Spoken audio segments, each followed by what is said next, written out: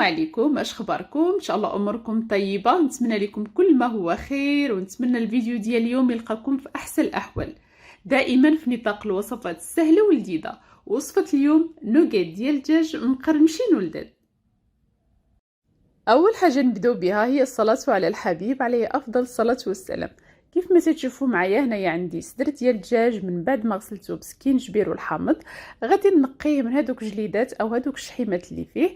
بالنسبه لهاد الوصفه يعني انا ما غادي نحضرها حتى الغد بمشيئه الله تعالى.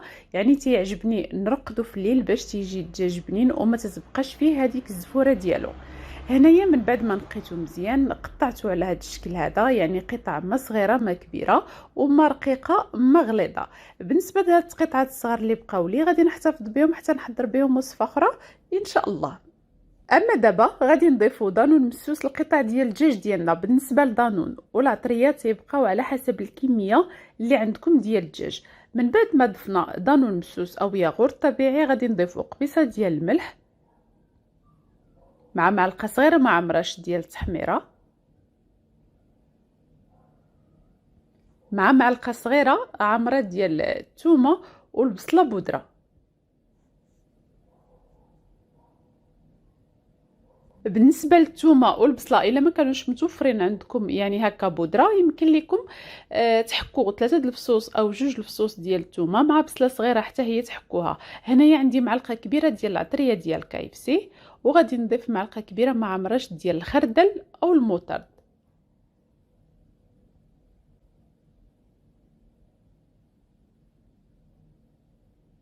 هنايا عندي صلصه حاره او تباسكو، ولا وليداتكم ما كانوش تياكلوا الحار يمكن لكم تحذفوه. بالنسبه واحد المقطع ما تسجلش استسمح، ضفت زيت زيتون عصير حامضه صغيره ومعدنوس مجفف، او لما ما عندكمش معدنوس مجفف يمكن لكم تضيفوا معدنوس طري. وغادي نخلطوا كلشي مزيان ونحتفظوا به. ومن بعد ما صبح وفتح خرجنا الدجاج ديالنا اللي بات ليله كامله في الثلاجه حتى شرب الشرموله ديالو مزيان، وما بقاتش فيه لا ريحه الزفوره لا حتى شي حاجه. واكيد ان شاء الله غادي تجربوا طريقتي وغادي تشوفوا الفرق ما بين النوغيت اللي تنطيبهم في نهارهم والنهار اللي زعما هكا تنرقدوهم ليله كامله في الثلاجه حتى تيشربوا ديك التتبيله وديك العطريه مزيان. اما دابا ان شاء الله غادي نكملوا طريقه التحضير مع بعضنا. هنايا عندي فرص، عندي 2 حبات ديال البيض، الا ما كفاونيش عاد غادي نزيد. هنايا عندي الشابلور اللي اصلا منسم بالزعتر والزعتره وازير وبعض المكونات. اما دابا غادي ناخذ فرص وغادي نضيف له معلقه صغيره ديال المعدنوس مجفف. هانتوما ما تمشيو فين، بقاو معايا حتى تشوفوا الطريقه بالتفصيل ان شاء الله. كذلك عندي عطريه ديال كايفسي معلقه صغيره،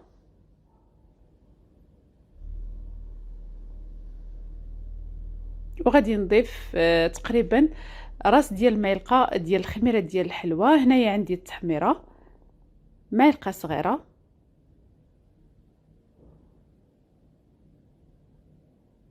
وغادي نخلط كلشي مزيان.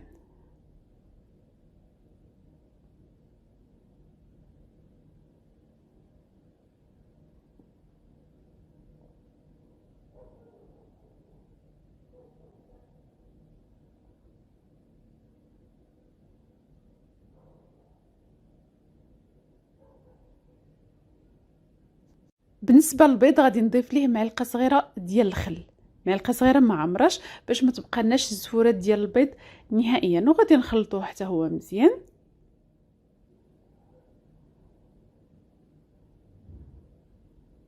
اما دابا غادي ناخذ القطع ديال الدجاج، غادي ندوزهم من الاول في الدقيق، من بعد البيض، من بعد الشابلور، وغادي نستمر على هذه الطريقه حتى غادي نكمل الكميه اللي عندي كامله.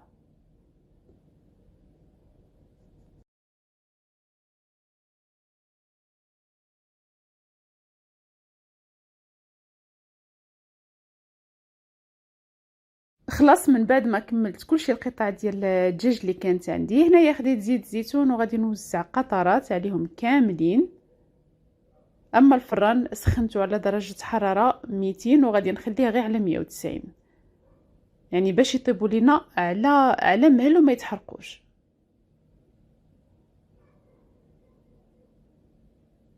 وكذلك غادي نضيف واحد الرشيشه خفيفه ديال السودانيه. كيف ما ذكرت لك غياكلهم وليداتكم، حذفوا الحار نهائيا. اما الحار تيعطي واحد المذاق اللي هو زوين بزاف. وان شاء الله نتمنى تجربوا هذه الوصفه وتنال اعجابكم، باش نبقى نشارك معكم غير الوصفات السهله ولكن لذيذه.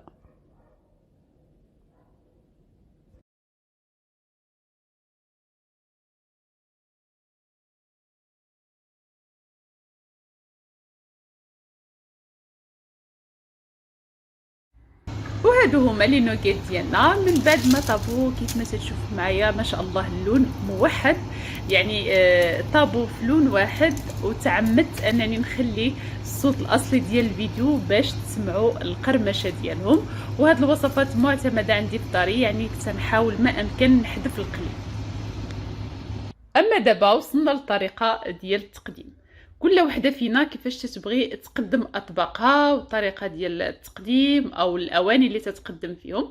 انا دائما تنبغي نخلي واحد اللمسه اللي هي خاصه بيا، سواء لا في الوصفات ولا حتى في الطريقه ديال التقديم. هنايا كيف ما تشوفوا معايا خديت واحد السليله ديال القصب، وضعت فيها بابي كويسون. ودابا غادي نحط لي نوغيت ديالي هنايا كاملين، وهانتوما معايا.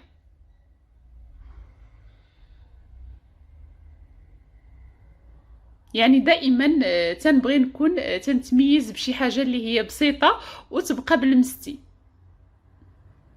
هنايا حطيت كيتشوب، مايونيز، موطارد، وواحد رشيشه خفيفه ديال المعدنوس مجفف. ونتمنى وصفه اليوم تنال اعجابكم ان شاء الله وتطبقوها. اما دابا وصلنا للنهايه ديال الوصفه ديالنا اليوم اللي تنتمناها تنال اعجابكم. وإلا نالت اعجابكم ما تنساوش تبارطاجيو لا فيديو مع احبابكم واصحابكم وحتى الناس اللي عزاز عليكم، علاش لا، وتخليو لي تعاليقكم الزوينه اللي تتفرحني وتتخليني مستمره في قناتي. وإلا كنتوا اول مره تشاهدوا القناه ديالي، فضلا وليس امرا ما تبخلوش عليا بالاشتراك وتفعلوا الجرس باش يوصلكم كل جديد، باش عائله شمس كويزين تكبر. وفي اخر الفيديو غادي نخلي لكم مقطع من كيك كوكيز اللي غادي نشاركه معكم ان شاء الله، وانا متاكده انه غادي ينال اعجابكم ليكم ولوليداتكم. اما دابا نخلي لكم الراحه وراحه البال، ونتلاقاو في فيديو جديد ان شاء الله.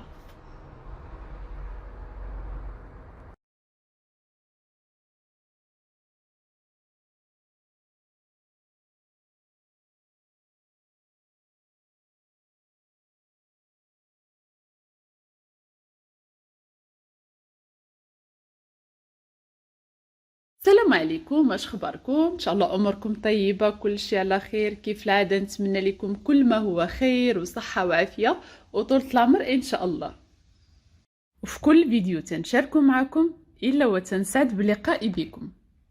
قبل ما نبداو الوصفه ديالنا اليوم، بغيت نشكر كل وحده فيكم خلات لي تعليق زوين، خلات لايك، بارطاجات القناه مع احبابها وصحابها، وحتى اللي تابوناو عندي في القناه. شكرا لكم بزاف، يعني بهذا التشجيع ديالكم تتخليوني انني نستمر في قناتي ونشارك معكم اي حاجه عندي زوينه نشاركها معكم. اما بالنسبه لوصفه اليوم اكيد عرفتوها، غادي نشارك معكم كعب غزال ولكن بلا ورقه. وما تحلى الحطه ديالو غير في النحاس المغربي. كان سبق ليا وشاركت معكم الباج ديال الاخ عثمان اللي هو بازار الدم مولاي. اي حاجه بغيتوها سواء لا من الفخار ولا من النحاس ولا من الفضه غادي تلقاوها عنده. وفي اخر الفيديو ان شاء الله غادي ننزل لكم صوره من الباج ديالو على الانستغرام الا بغيتو تواصلوا معاه. وكيف ما تشوفوا هذه هي الحطه اليوم ديال كعب غزال مغربي، بتقديم مغربي 100%. واما دابا ما تمشيو فين، بقاو معايا باش تشوفوا الطريقه من الاول حتى الاخر ان شاء الله.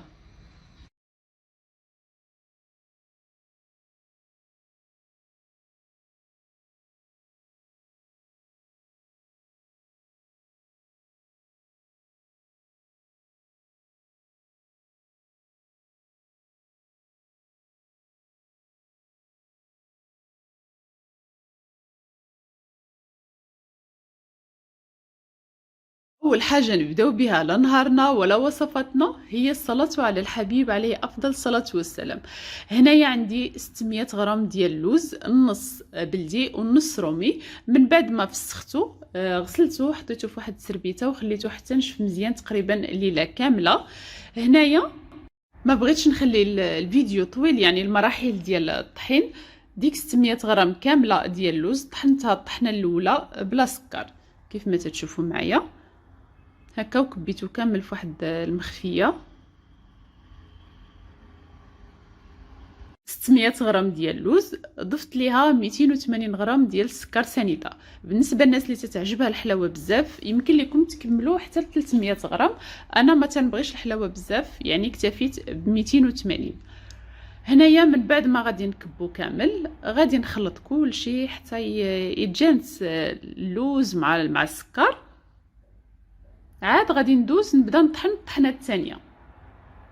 وكيف نبداو الطحنه الثانيه نحاولوا ما امكن اننا نطحنوا بكميات اللي هي قليله باش نحصلوا على هذيك التعليكه اللي بغينا، وغادي نستمر على هذه الطريقه حتى نكمل كل شيء. وهذه هي العقده ديالنا اللي حصلنا عليها كيف ما تشوفوا معلكه ما شاء الله.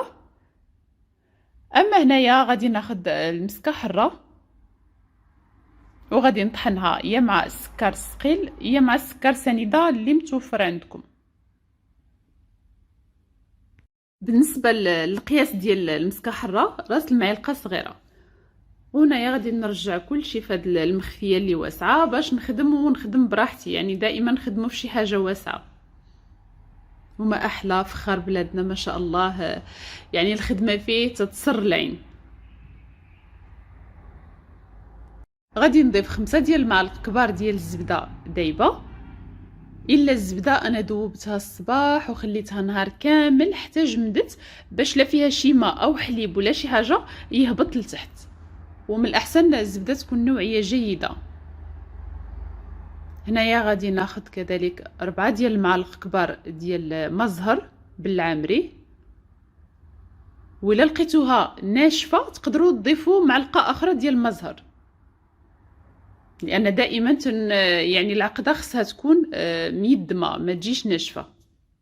من بعد ما جمعت العقده كيف ما تشوفوا هذا هو القوام اللي حصلت عليه، او هذا هو القوام اللي لازم نحصلوا عليه. ما كايناش شي اضافه، اكتفيت ب5 المعالق ديال الزبده مع 4 المعالق ديال مزهر. وهنا ضفت واحد الكميه ديال الفواكه المعسله. علاش انا في الاول ما كثرتش السكر؟ لان مازال غادي تضاف الحلاوه لانهم حلوين بزاف. وغادي نبقى نخلط كلشي مزيان حتى نجمع العقده ديالي.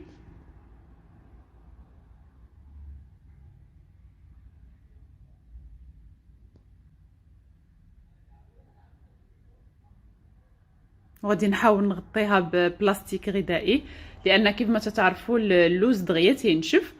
نحاولوا حنا نخدموا ونخليوها مغطيه. اما دابا غادي نشكل كعب غزال ديالي. وهنايا عندي كل حبه فيها 23 غرام. غادي نبقى ندوز في بياض البيض، ومره ندوز في زنجلان، مره ندوز في اللوز كونكاسي ولا اللوز غرانيت، كل واحد واشنو تيسميه. وغادي نستمر على هذه الطريقه حتى نكمل كل شيء. هو باش زوين هاد كعب غزال هذا يعني ما تنبقاوش الليل كامل وحنا تنصوبو، خصوصا الا كانت شي كميه كثيره. المهم هانتوما معايا ما تمشيو فين ان شاء الله حتى نكملوا الوصفه مع بعضنا.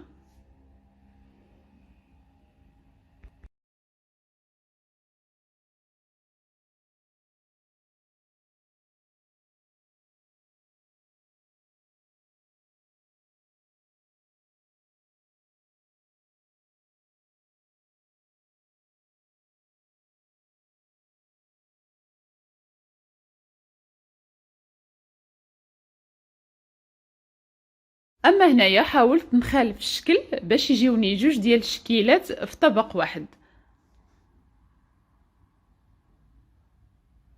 خلاص من بعد ما كملت الحمد لله كيف ما تشوفوا معايا حطيتهم في الصينيه ديال الفران وغطيتهم بواحد المنديل، لان انا ما تنطيبش حلوه ديال اللوز في نهارها، تنخليها ليله كامله حتى الغد بمشيئه الله تعالى، لان الحلوه ديال اللوز من الاحسن تبات عاد طيب. وكيف صبح وفتح خدينا الزبده من بعد ما ذوبتها وخليتها حتى بردت مزيان، وهزيت غير من الفوق ديالها، ما هزيت معاها لا ماء لا حليب. ضفت عليها معلقه صغيره مع مرش ديال السكر الثقيل كيف ما شفتوا خلطت كلشي مزيان حتى صبح عندي بحال بوماد. وغادي ندهن الكعب غزال. هاد الطريقه هذه تجيب واحد اللون اللي هو غزال في الحلوه ديال اللوز. خلاص وغادي نستمر هكا، يعني غير واحد الدهنه خفيفه ماشي نتعمقوا في الدهن.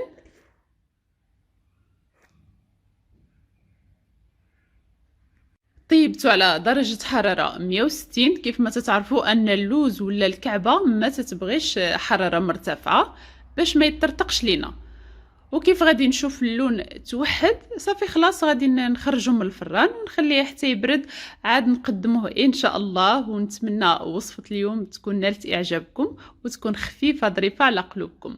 وهذا هو الشكل النهائي ديال كعب غزال ديالنا اليوم بلا ورقة، يعني ساهل وما تياخذش منا واحد المجهود اللي هو كتير. وبهذه المناسبة ديال ذكرى المولد النبوي الشريف نتمنى ليا وليكم والجميع ان شاء الله الصحة والعافية وطولة العمر. وإلا عجبكم الفيديو ديال اليوم ما تنسونيش من البارتاج ومن اللايكات ومن تعاليقكم الزوينة اللي تتخليني نزيد نستمر اكثر واكثر. اما دابا خليت لكم الراحة وراحة البال، ونتلاقاو بفيديو ووصفة جديدة ان شاء الله.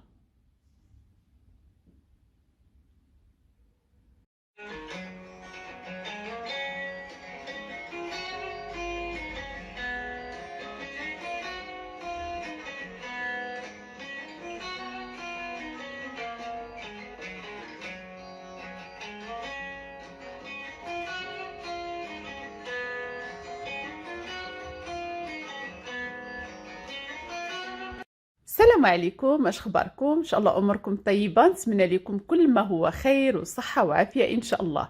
وسعدت بلقائي بكم تاني. وصفه اليوم كيك اسفنجي يومي القهوه العشيه بشكل انيق. اول حاجه نبداو بها هي الصلاه على الحبيب عليه افضل الصلاه والسلام. بالنسبه للمكونات تنحتاجوا 4 ديال الحبات ديال البيض حجم كبير. هنايا عندنا جوز الهند اللي هو كوكو، معلقه كبيره ديال الكاكاو المر، معلقه كبيره ديال الماء مع معلقه كبيره ديال الخل، 100 ملل زيت نباتي، 100 غرام من سكر حبيبات اي سكر سنيده، 100 غرام ياغورت طبيعي، و250 غرام دقيق نوعيه جيده منخول. بالنسبه للخميره الكيماويه عندنا 16 غرام مع 8 غرام ديال سكر الفانيلا. اول حاجه غادي نبداو بها هنايا في طريقه التحضير.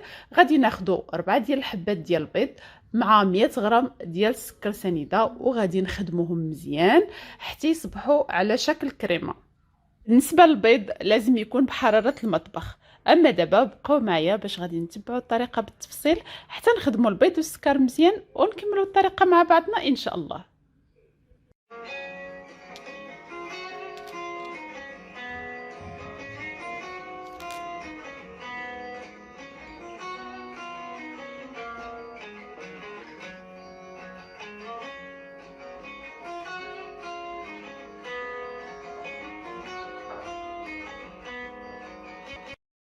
خلاص كيف ما تشوفوا معايا من بعد ما حصلت على قوام كريمي غادي نبقى نضيف الزيت، وانا تنطرب ما نضيفوش الزيت مره واحده من الاحسن. وغادي نبقى نطرب في المكونات حتى يتجانسوا مع بعضهم. بالنسبه للمول اللي غنستعمل فيه هذا الكيك تياخذ 8 ديال البيضات، ولكن انا اكتفيت غير بالنص 4 ديال البيضات. هنايا ضفت الياغورت الطبيعي كيف ما تشوفوا، وغادي نزيد نخلط بالطراب حتى يتجانسوا المكونات مع بعضهم. صراحه غير جربوا هاد الكيكه هذه، يعني ما شاركتها معكم حتى جربتها في داري وشفت المذاق ديالها وشفت النتيجه ديالها شحال تجي زوينه، عاد شاركتها معكم. اما هنايا غادي ناخذ 16 غرام ديال الخميره الكيماويه. اكيد غادي نغربلوها لان كيف ما تشوفوا تيكونوا فيها هذوك الحبيبات ما خصهمش يكونوا في الخليط عفوا.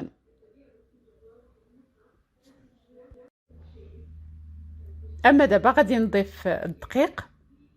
الدقيق تيبقى حسب النوعيه ديالو من 250 غرام حتى ل 300 غرام. انا هنايا اكتفيت غير ب 250 غرام.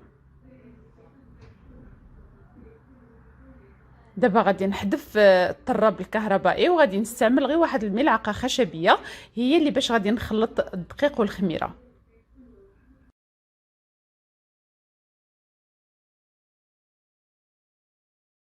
بالنسبه للخليط، هذا هو القوام ديالو. كيف ما تشوفوا معايا، ما ثقيل ما خفيف.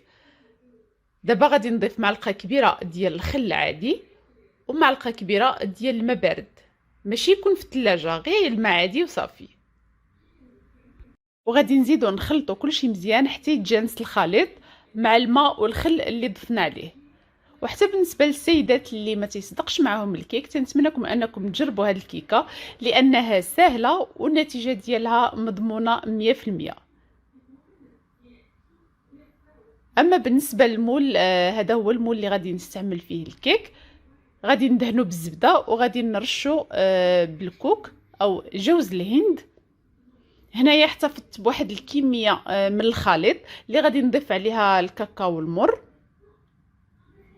بالنسبه للكميه اللي غادي نضيفوا لها الكاكاو، فقط نكتفيو غير بواحد الكميه قليله ماشي بزاف. وهنايا الكميه اللي باقيه عندنا غادي نضيفوا لها ساشي ديال 8 غرام سكر الفانيلا. وهذا هو المول ديالنا. كيف ما تشوفوا دهنتو بالزبده ورشيتو بالكوك. اما دابا غادي نخدم هذوك الوريقات اللي في المول، وانتم معايا باش تشوفوا الطريقه ان شاء الله. غادي نبقى نخدم وحيده بالكاكاو وحيده بالفانيلا، وغادي نستمر على هذه الطريقه حتى نكمل الوريقات اللي عندي في المول كامل.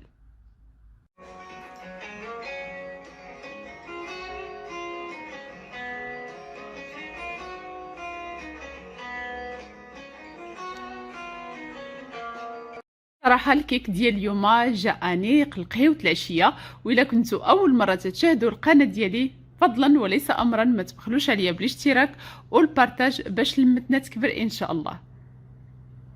اما دابا كيف ما تشوفوا ساليت التشكيله الاولى ديال المول ديال الوريقات اللي في المول، وهكا غادي نضربوه باش غادي يتقاد لينا الخليط. والحاجه الاساسيه في هاد طريقه التحضير هذه اننا غادي ناخذ الكوك وغادي نشكلوا واحد الطبقه فوق هذوك الوريقات. ما تمشيو فين، بقاو معايا باش نكملوا الطريقه مجموعين ان شاء الله، وغادي تشوفوا النتيجه غادي تعجبكم ان شاء الله، وغادي تطبقوها وترسلوا لي تطبيقاتكم.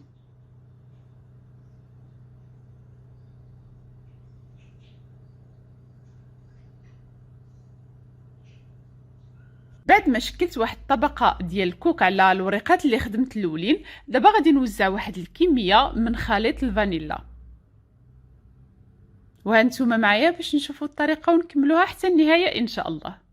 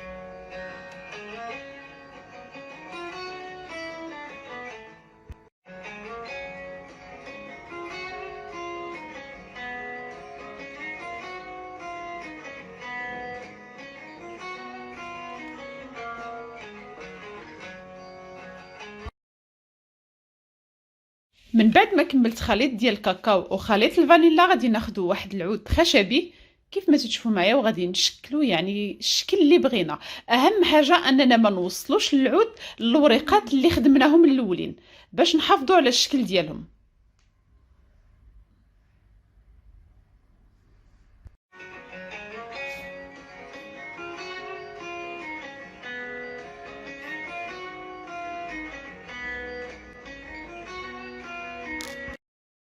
بالنسبه للكيك سالينا في طريقه التحضير ديالو. اما الفران سخناه على درجه حراره 190، غادي ندخلوها لتحت حتى تطلع لينا مزيان، عاد نشعلوا عليها الفوق.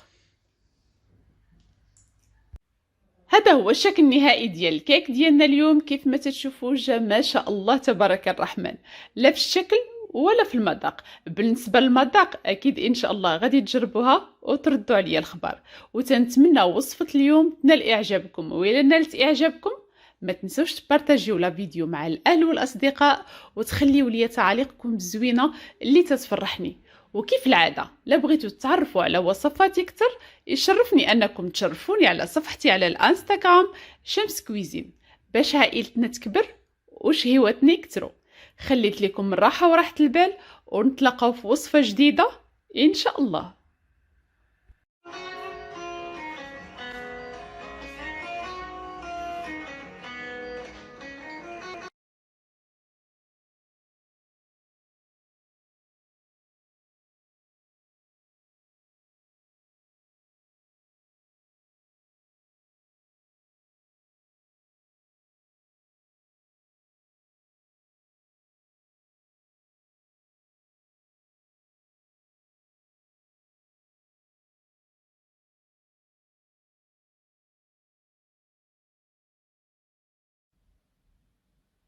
السلام عليكم، اش اخباركم؟ ان شاء الله اموركم طيبه. نتمنى لكم كل ما هو خير ان شاء الله، وسعدت بلقائي بكم تاني.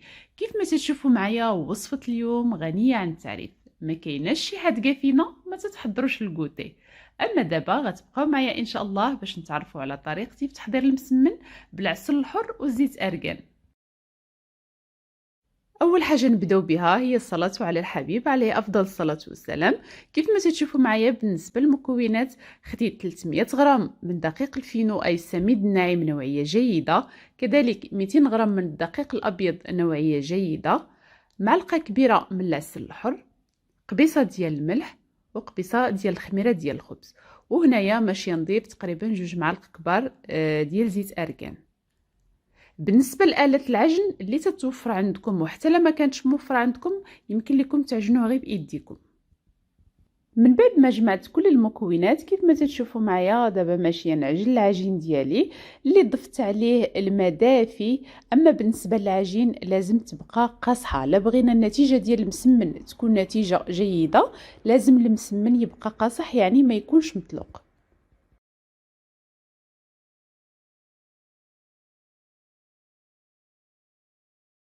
من بعد ما صبح العجين ديالي جاهز كيف ما تشوفوا، يعني خليت العجينه مقبوطه ماشي مطلوقه باش يجيني المسمن مورق والنتيجه ديالو تجي زوينه.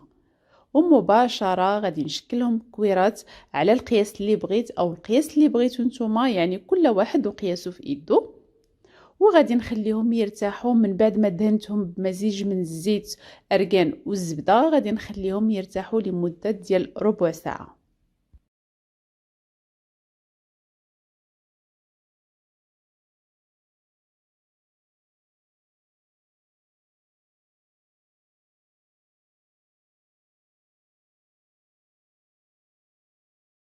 من بعد ما دهنت الكويرات ديالي غطيتهم بكيس بلاستيكي وغادي نخليهم يرتاحوا. من بعد ما ارتاحوا الكويرات ديالي خديت الكره الاولى وتنورق فيها. علاش نقول لكم يعني العجينه ديال المسمن لازم في الاول تكون مقبوطه من الاحسن باش النتيجه تخرج لنا كيف ما بغينا. من بعد ما ورقت الكره ديالي كيف ما تشوفوا وزعت واحد الكميه من الزبده بحراره المطبخ وكميه من زيت ارغان اللي مزجتهم مع بعضهم، ورشيت رشه خفيفه مزيج من السميده الرقيقه والفينو اللي هو السميد الناعم ومعلقه صغيره من الخميره كيماويه. خلاص وماشي نستمر على هاد الطريقه حتى نكمل الكويرات ديالي كاملين، وبقاو معايا ما تمشيو فين حتى الاخير ان شاء الله.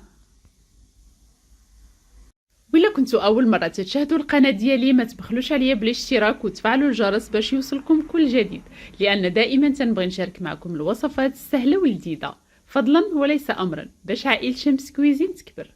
وما شاء الله على تربيه المسمن.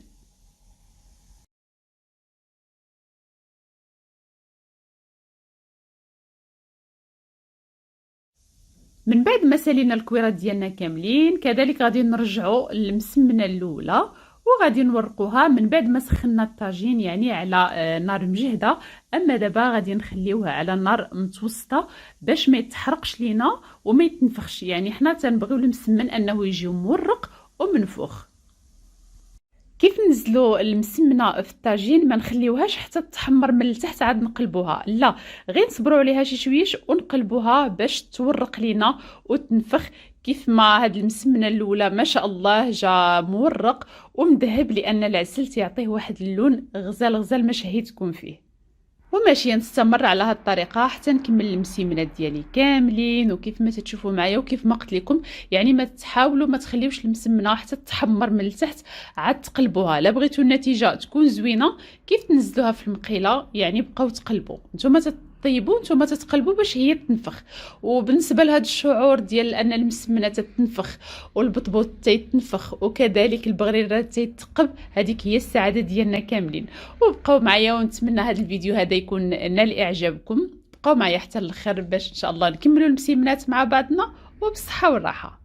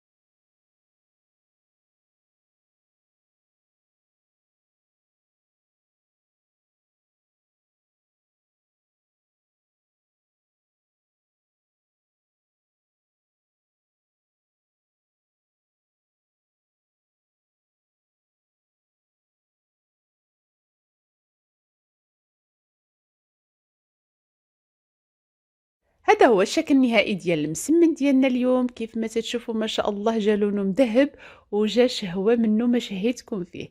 تنتمنى على الفيديو ديال اليوم ينال اعجابكم، وإلا نال اعجابكم ما تنسوش تبارطاجيوه مع الاهل والاصدقاء، وتخليوا لي التعاليق الزوينه في حالكم، وكذلك تفعلوا الجرس باش يوصلكم كل جديد، فضلا وليس امرا، باش عائله شمس كويزين تكبر. خليت لكم الراحه وراحه البال، ونتلاقاو فيديو جديد ان شاء الله.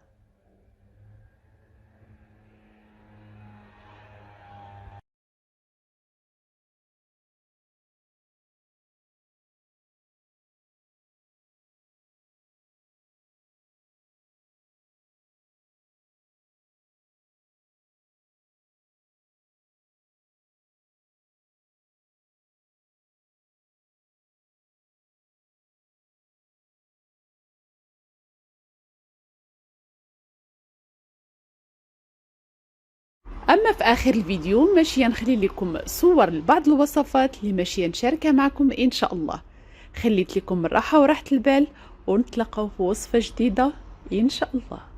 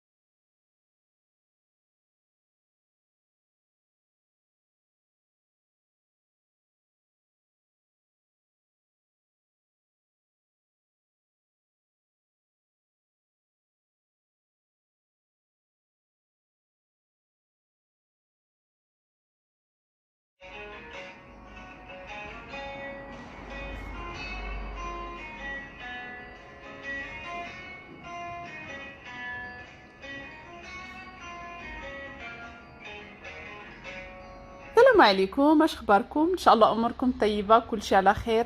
نتمنى لكم كل ما هو خير وصحه وعافيه ان شاء الله. وهذا الفيديو هذا يلقاكم في احسن الاحوال، وسعدت بلقائي بكم تاني. كيف العاده وكيف ديما، دائما ابداعات شمس حاضره، ودائما لمسه شمس ولو في حاجه بسيطه. اليوم ان شاء الله غادي نشارك معكم وصفه ديال الخبز بنكهه جديده، خصوصا الناس اللي تعجبهم ياكلوا القرقاع بالخبز. بقاو معايا ما تمشيو فين ان شاء الله باش نشوفوا الطريقه السهله والبسيطه اللي غادي تخلي الخبز ديالك يجي رطب وهشيش، واي واحد كلاه عندك غادي يعاود مره اخرى يطلبوا من عندك. بقاو معايا ما تمشيو فين.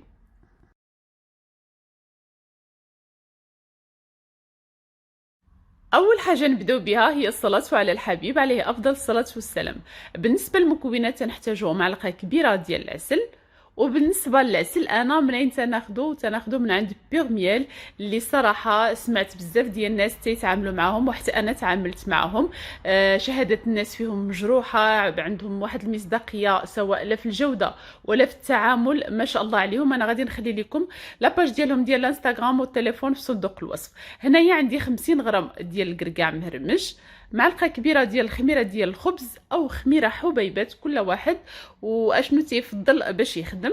هنايا عندي قبيصه ديال الملح، وهنايا عندي زيت ديال الجوز او زيت ديال الكركاع. والا ما متوفرش عندكم فقط اكتفيو بمعلقه كبيره عوضوه بزيت ارغان. اما بالنسبه للدقيق غادي نحتاجو 350 غرام من الدقيق ديال القمح اللي تتكون فيه النخاله ديالو، يعني ما مغربلش منها. كذلك عندي هنايا الدقيق بيض اللي هو فورس، غادي نحتاج 200 غرام. وما تمشيو فين، بقاو معايا باش نشوفوا الطريقه مجموعين ان شاء الله. بالنسبه للعجينه غادي نعجن في تيرموميكس اللي كان سبق ليا وشاركتها معكم من شحال. هذه كنت خديتها من عند مدام ربيعه الرئيس. هذه عندي تي ام 5، ودابا راها كاينه تي ام 6 اللي بغى ياخذها لانهم عندهم واحد التسهيلات اللي هي زوينه بزاف. غادي نخلي لكم لاباج ديالها ديال الانستغرام والتليفون ديالها حتى هي في صندوق الوصف. كيف ما تشوفوا معايا خديت 350 غرام ديال الدقيق ديال القمح بالنخاله ديالو. اما دابا غادي نضيف 200 غرام ديال الدقيق بيض اللي كان سبق ليا وغربلته. الا كنتوا اول مره تشاهدوا القناه فضلا وليس امرا ما تبخلوش عليا انكم تبارطاجيوها مع احبابكم واصحابكم وتفعلوا الجرس باش يوصلكم كل ما هو جديد في وصفاتي. بصراحة تشجيعاتكم ودعمكم الدائم هو اللي خلاني أنني نزيد نخدم على قناتي كتر وكتر. ما كنتش موضع عليها، فقط كنت مهتمة بصفحتي على الانستغرام، دائما الوصفات جديدة وكل يوم تنزل وصفاتي. ولكن فاش لقيت واحد التشجيع اللي هو زوين بزاف، غادي نستمر ان شاء الله في قناتي، ونتمنى نكون عند حسن ظنكم. اما هنايا ضفت هذاك الكركاع 50 غرام ديال الكركاع اللي هرمشناه، وقبيصة ديال الملح. اما الخميره والعسل غادي نخلطهم مع بعضهم حتى يتجانسوا، عاد غادي نضيفهم على النواشف.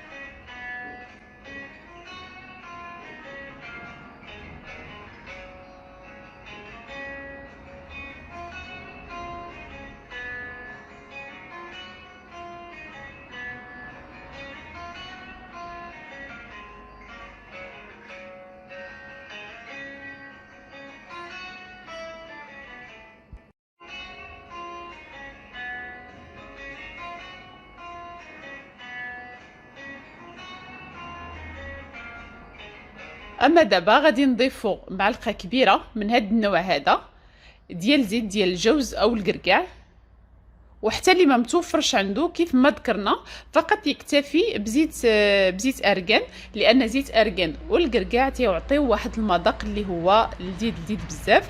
وحتى بالنسبه لهذا الزيت هذا يعني راه الثمن ديالو ماشي غالي بزاف وتيدي مده اطول.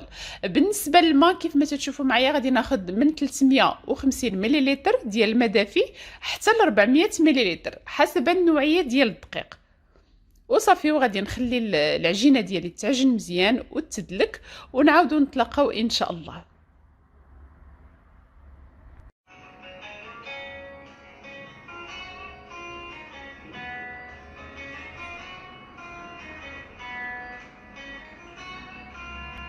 خلاص من بعد ما تعجنت لينا العجينه ودلكت مزيان غادي نخليها في هذه البواطه هذه. كيف ما تتشوفوا معايا لازم العجينه تبقى تتلصق، يعني ما تكونش العجينه قاصحه. وغادي نغطي عليها ونخليها حتى يضاعف الحجم ديالها. بالنسبه لهاد لي بواط هادو خديتهم من عند ساغا كويزين، اللي حتى هي غادي نخلي لكم لاباج ديالها في صندوق الوصف. واهم حاجه عند ساغا كويزين انكم تتقداو اللي بغيتو وتتوصلكم تقديتكم حتى لباب داركم. من بعد ما خمرت لينا العجينه ديالنا كيف ما تشوفوا ما شاء الله ضاعف الحجم ديالها، غادي نخرج منها الهواء اللي فيها وغادي نشكلهم كويرات الحجم اللي بغينا او القياس اللي بغينا. انا هنايا كل وحده باش يجيوني قياس واحد، كل وحده فيها 100 غرام. من بعد هكا ما شكلتهم دوزتهم في الدقيق ديال القمح اللي بالخاله ديالو وخليتهم يرتاحوا واحد تقريبا 2 دقائق حتى 3 ديال الدقائق. وقرصتهم يعني في الدقيق ديال القمح، ما استعملت لا سميده ولا حتى شي حاجه، فقط عجنت بالدقيق ديال القمح. قرصتهم في الدقيق ديال القمح وهكا غادي نحطهم في الصينيه ديال الفران.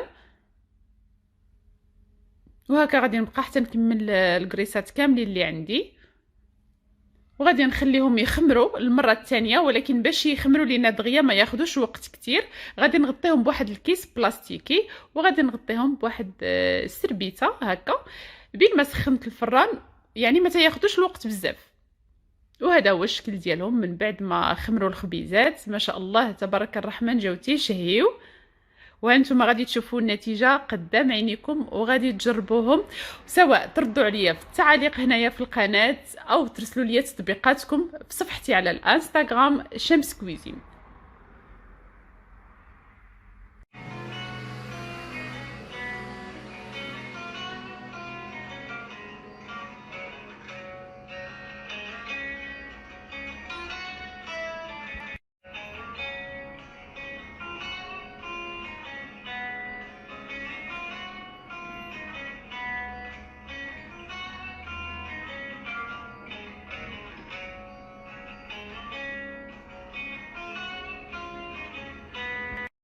هذا هو الشكل النهائي ديال الخبز الدار ديالنا اليوم، اللي كان خبز الدار بالقرقاع والزيت ديال القرقاع.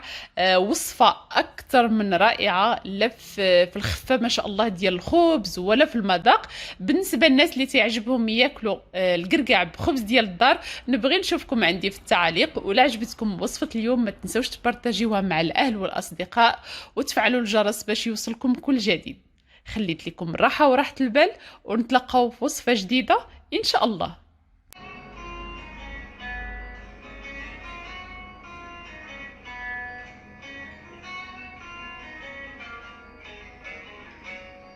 كيف قلت لك يا شمس، دابا شفتيو معنا غادي نصوبو خبيز ياك. نبداو لي غوسيت. هو تيرموميكس في لاكلي ديالو كاين لي غوسيت ديال الخبز، بزاف ديال لي غوسيت، لو بان اولي، بان بريوشي، بان دو كومبان، بان اكسبريس، كلشي. مي انا غندير خبيز ديالي باش يعني غادي ديري الوصفه ديالك. فوالا باش يمكن لك دير الوصفه ديالك كما يمكن لك دير الاخر.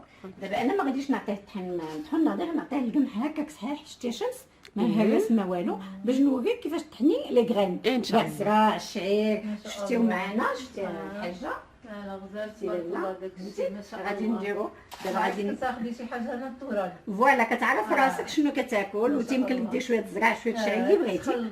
دابا انا محتاجه ب 250 غرام. غادي ندير لا بالونس ديالي الميزان كيف قلت لكم، وغادي ندير 250 ديال الزرع. فوالا هو غادي تحلي القمح. بنخالطو كومبلي، هذا هو كومبلي. يعني صحي، كتاكلي شي حاجه صحيه ومضمونه على كتعرف ايدك. كتشري الزرع على يديك. انت شتيها شمس دايره 250 غرام موزنه كيف ما كيف كتشوفوا. كتشوفوا. نحيدوا الميزان ديالنا، غادي نغطيو البول هكذا. كيف قلت لكم دائما الوقت هو الاول. اذا كنمشي كنسيليكسيوني هاد البليصه هذه اللي فيها الوقت، وغادي ندير انا 2 دقائق باش نطحن هاد الزرع ديالي. هنا عندي الثواني وهنا الدقائق. هاي اذا غادي ندير تندور هاد لامانيت، ندير 2 مينوت. داكوغ. هنا عندي كيف قلت لك لا تمبيراتور ما عندي لاش، هنا الموس اللي غيطحن. اذا غنسيليكسيوني وغادي ندير ادنى درجه ديال الطحين باش يكون حيت الزرع قاصح. حيت الزرع قاصح خصو يتطحن. راه هو شمس ما تخلعش، راه لا لا لا غيديك شويه الصداع. غيديك شويه الصداع لان باش حتى المتابعين ديالنا يتعرفوا عليها اكثر يعني بابسط الطرق. ولكن راه هذه ادنى درجه ديال الصداع اللي ماشي ديال الصوت. داكوغ غير في الاول. اذا غادي نديرو كيف قلت لك الفيتاس 10.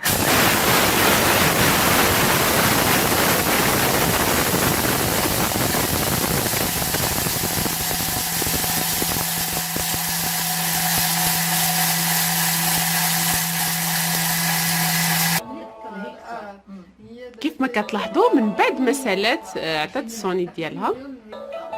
وشتي شمس تتوقف لراسها، كتوقف لراسها غير باش تسمعيها كيتكتب بانها صافي سالات. الا كنتي بعيده باش تنعسينو هو تيوقف لراسو وكيتحل لو بول راسو. داكوغ. دونك غنهزو هذا ديالنا. شتي يعني هيك صار ولا هيك هانتي الطحينه كيفاش تبارك الله ما كتبقى فيها لا منخاله لا حتى شي حاجه. هانتي شوفي كتميل مزيان. هانتي شوف ما شاء الله. لا منخاله لا والو. هانتوما شوفوا معنا حاجه شوفي الزراعه ما شاء الله ما شاء الله. يعني ما بقات فيه لا مخاله لا حتى حاجه. وبيان سور كيف تيطحن شمس كيف تيطحن الزرع يمكن له يطحن لك الشعير، يطحن كل شيء. القهوه كطحنيها طيبيها في ساعتها. اييه الزنجلان اللوز العطريه حتى هذه فكره. قهوه مع التراب العشوب ديالها حتى هي. حني وشربي في نفس الوقت. وحتى الحاجه العطريه ملي كطحنها بداك طريه شويه بشويه ماشي بحال ما كتشريها وكتبرد. النسمه ديالها كتبقى زوينه. كيف ما كتشوفوا حبوباتي يعني من الاحسن اي حاجه نطحنوها في دارنا وحنا متاكدين انها ما مخلطه معها حتى شي حاجه. بيو كلشي بيو الحمد تبارك الله. اذا دابا الا بغيتي ديري غير الزراع ولا غير شعير ولا شي حاجه كديرو. انا غنصوب واحد لي بيستولي بزويت ناس داك الخبيز هكا الفطور ولا أييه. كيجي زوين مخلط. كنديرو شويه ديال الفورس وشويه ديال الزرع ولكن تيبقى الاختيار لكم. انا هذه الغوسيت ديالي وانتم اكيد شرف لينا عتاتينا تورينا لي غوسيت ديالك ما شاء الله عليك. غادي نزيد عليه داك 4 ديال الزرع. دابا غادي نزيد 4 ديال الفورس. دونك انتينا كيف كتشوفوا واخا فيها الزرع يمكن لي نعاود نوزن. دونك كنزيد كيف ما كتشوفوا ضفنا الدقيق الابيض على القمح.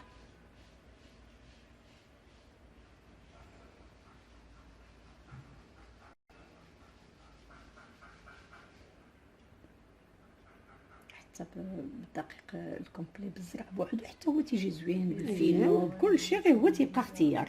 زدت 4 ياك. كيف ما كتشوفوا هنايا ضافت 250 غرام من الدقيق الابيض. دابا غادي نديرو المليحه ديالنا باش نعجنو. واحد المعلقه ديال الملحه. غادي نديرو الخميره. فوالا اللي بغيتي واش الحبوب هادي ولا الاخرى المعجنه. غير هو الا دار الانسان داك المعجنه الاخرى بالنسبه لدار العجينه المعجنه يعني حتى هي كتاخذ العبار ديالها. لا يدير له دوبل هادي. بحال دابا مثلا ملي درنا 10 ولا 15 غرام من هادي يدير 30 من الفرن. 20 او 30 على حسب واش على حسب. دابا انا درت 15 غرام الا واش كاين البرد ولا الحال السخون. صافي درنا المليحه درنا الخميره. دابا غادي نديرو الماء باش نعجنو. وكيف كتشوف الماء عمرته من روبيني ما سخنتو ما والو. الشمس الماء عمرته ما تحتاجش تسخنو. اذا غادي ندير القياس ديالي ديال الماء باش نعجن.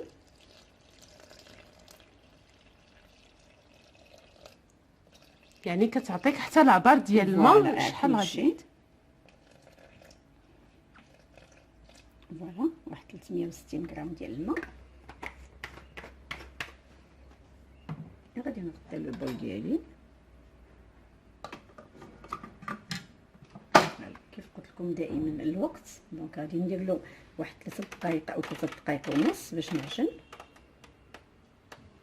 فوالا كيف قلت لكم هذه لا طومبيراتور وهذا الموس. دابا غادي نبدل لا فونكسيون. دابا خصني نمشي للعجانه بحال غنردو عجانه بحال اللي غادي ناخذوا العجانه ديالنا. كان قبيله مولان باش طحنا الزرع نحوبو. دابا غنردوه عجانه. دونك غنمشيو لهاد السبوله هادي تو سكي العجينه.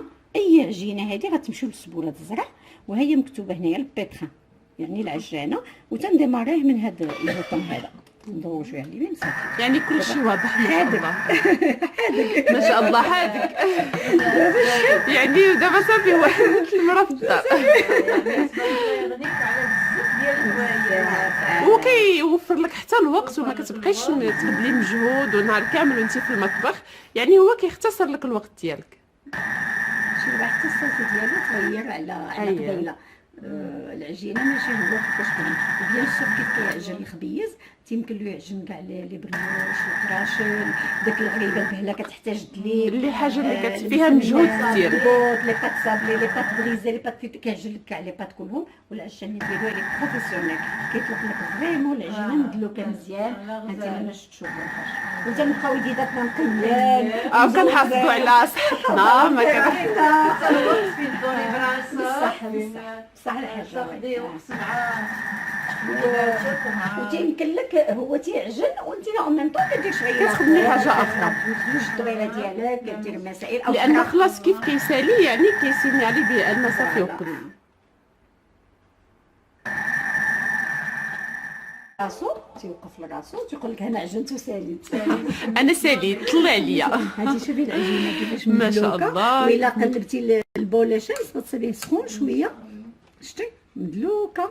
هانتي شوفي والعجينه تبارك الله الاستيك. ما شاء الله. ما شاء الله. قلنا له غير بارد. كنتمنى من حبوباتي حتى هما ان شاء الله يزعموا وياخذوا هذا الروبو تيرموميكس لان فعلا غادي يهنينا من الوقت اللي كنبذلوه من المجهود اللي كنبذلوه.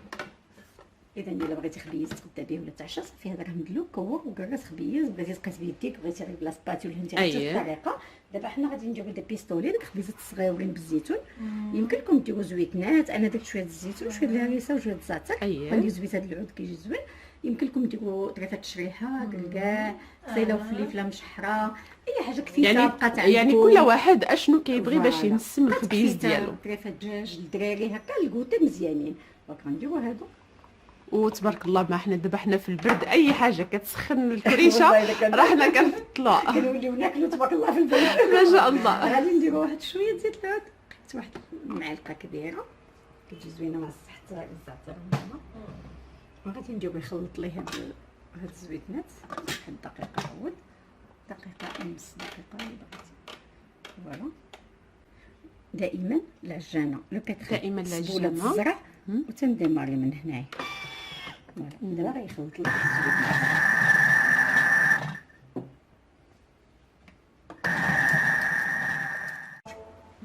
خلاص كيف ما كتشوفوا حبوباتي انها كيف كتسالي يعني كتوقف وكتعلمك بلي راها سالات. شوفوا ما شاء الله تبارك الرحمن. حتى الريحه ديالو حتى الريحه طالعه ما شاء الله قبل ما يطيب ريحته غزاله. ما شاء الله.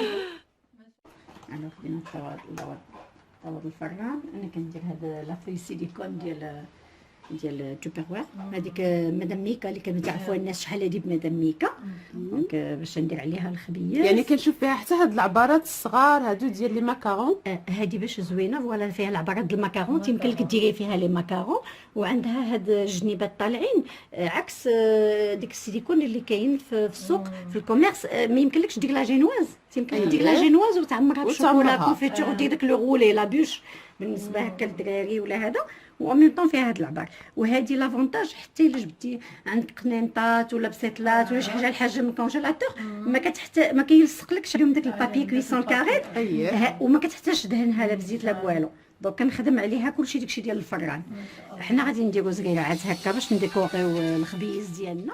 قرعه لافوان اي حاجه باش نفندو الخبيزات ديالنا. وغادي نشدو العجينه وغادي نخويوها هنا. تيمكننا نخويو لو بول غير هكا بلا سباتول كوم تيمكننا نحلوه. انا غنحلوه الشمس باش نوريك كيفاش تيتحل. يعني كيتحل من جهه كيتحل مره حلو باش تنيطويي تغسل داك السكين ديالو مزيان. كيتحل هكذا. وهذا السكين بيان سور واخا يطيح كيف قلت لكم ما تخافوش منه الماده ديالو مزيانه. وكنخوي لو بول ديالي بحال هكا. فوالا العجينه ديالي كتنزل ندير النص. فوالا شتي شمس، شتي كيفاش الاستيك العجينه، يعني حتى باش تحليه يعني بطريقه سهله ماشي شي صعوبه. فوالا كنخويو لو بول ديالنا من العجينه. نحيدو هاد الموس هذا منها، تخافوش منه، راه واخا تيطحن الزرع ما ضيش بزاف. حيت هو داك الدوره اللي كيدور 10800 دوره في الدقيقه، تيدور داكشي علاش ما تخافش منه، ما ضيش بزاف. دبليش لا سباتول. اوكي لا كيف شتي الشمس، خوينا لو بول ديالنا، كنديرو هاد الزريعات باش يجيو الخبيز ديالنا مزوق، باش يجي الخبيز عاد فيه المناظر. كنغولي هاد العجينه ديالي في هاد الزريعات هكا، شتي بحال هكا. فوالا وكنقطع خبيزات هكا بلا ما نقص يديا. كديروا الخبيزات ديالكم وكتبقاو بلا ما توسخوا يديكم بلا ما والو. فوالا بحال هكذا. خلاص ان شاء الله انا غدا نطبق الوصفه ديالك. ما صافي شاء غدا الله شمس غادي تصوبها وتصيفط لي التصويره ديالها نشوفها. اكيد ان شاء الله. انا راني عندي واحد الجروب في واتساب ديال الكليانات ديالي كلهم، تنبقاو دائما اون كونتاكت على تواصل. اللي صوبت شي حويجه كتوريها لنا، اللي احتاجت اي نصيحه اي بعضنا نستافدوا مع بعضنا، واي حاجه يعني افكارنا تكون متبادله الحمد لله ان شاء الله. اذا انا غدا غنتسناك تصيفط لي التصويره ديال الخبيز. مشيئة الرحمن. شي غزال ما شاء الله. الله يطول عمرك. معنى الكلمه كيغنيك على بزاف الحوايج. ما شاء الله. واليوم الانسان كلشي مزقوب وكلشي تبارك الله، الوليدات مدرسه وبالنسبه حتى لوليداتنا اللي عطيناهم مثلا الماكله ياخذوها معهم المدرسه، يعني كياخذوا شي حاجه صحيه. هذا الخبيز الانسان تيمشيو يمكن غير خبيز دير فيها الوليد ورقه الخس بويضه بلديه ولا شي حاجه، وراه فيه الدواز ديالو. الا درتي خبيز بالكركاع ولا درتي شي حاجه راه احسن ما يشري داك الساندويتش ديال الزنقه. بصح كتعرف راسك شنو كتوكل وليداتك مع هاد الصحه ديالنا دابا ولات شويه على قد الحال. والله العظيم الانسان ولا تيقلب على شي حاجه اللي صحيه واللي يعرف راسو شتي ياكل. شتي شمس، شتي الخبيزات كيفاش قطعناهم بلا ما نوصفوا يدينا، ما استخدمناش يدنا نهائيا. دابا انت لو بغيت نقرصو غير بهاد لاسباتول كنبرك عليه شويه هكا، كنقرص الخبيز ديالي. شوف فهمتي